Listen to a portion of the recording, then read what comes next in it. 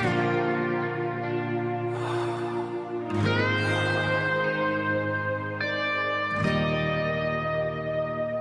ိန်တွေကတရွှေနဲ့တိုက်စားသွားပေမဲ့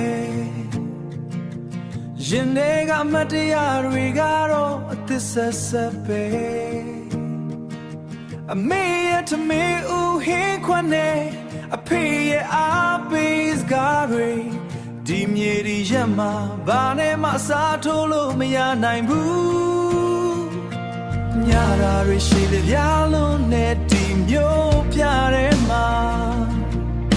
ကျွန်တော်ရဲ့အိမ်မက်တွေကအိမ်ပြန်လန်းကိုပဲရှာနေတယ်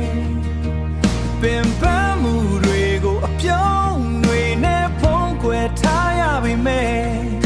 တယောက်တည်းရှိချိန်မှာတော့အလွမ်းငါခါပလုံးနဲ့လွမ်းနေရင်ထဲမှာအမြဲတမ်းအသံနဲ့အော်ဟစ်နေမိတယ်မိဘနှစ်ပါးရဲ့ရိတ်ကဘာမှအနာယူချင်လာပြီ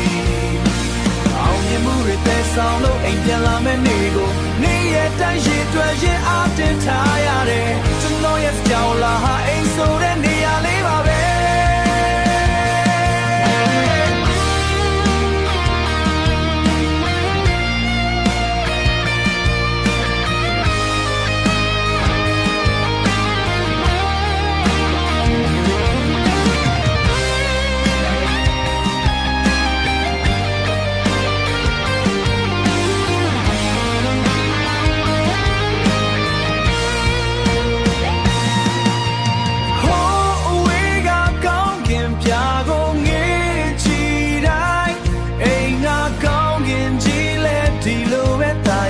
စီလို့ဆူတောင်းနေအမေနဲ့အဖေသက်ရှိချမ်းမာစွာနဲ့စောင့်နေပေးပါ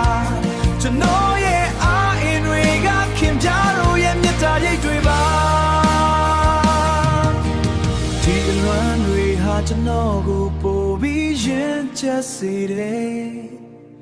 အိမ်နဲ့ဝေးမှအိမ်ရဲ့တံပိုးကိုပို့ပြီးသိလာရတယ်မကြတော့ပါဘူးအလွမ်းတွေကုန်ဆုံးမဲ့နေမှာ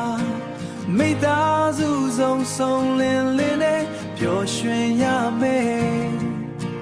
ပျော်ရွှင်ရမယ်အိမ်ပြန်ချိန်ရောက်လာမှာပါ